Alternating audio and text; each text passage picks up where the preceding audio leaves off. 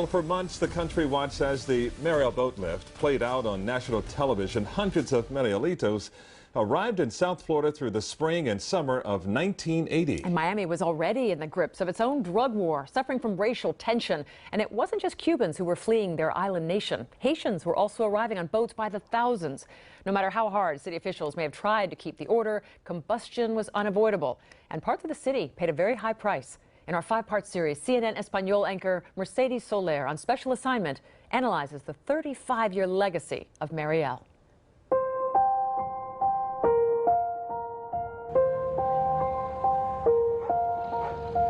The arrival of tens of thousands of Marielitos in Miami in the spring and summer of 1980 displaced many African Americans who overnight saw themselves competing for the same jobs and social services. But it wasn't just Marielitos hopping on boats to make it to South Florida. Neighboring Haiti, also ruled by a dynastic dictatorship, led thousands of so-called boat people to take to the Atlantic in rickety crafts to make it to America. Thousands of Haitians reached South Florida's shores smack in the middle of the massive Cuban exodus. Like many African Americans, they were met with discrimination, and some were actually turned back. Eventually, they were included in the revision of the Cuban Adjustment Act, or wet foot, dry foot immigration policy, but Miami's black community felt besieged on still another front. The acquittal of 4 Miami-Dade police officers in the death of African-American Arthur McDuffie in May of 1980 was perceived by Miami's African-American community as discrimination. The verdict begat protests which turned into riots in Overtown and Liberty City. In 3 days of racial disturbances, 18 people, men and women, black and white, lost their lives. 350 were injured, including children.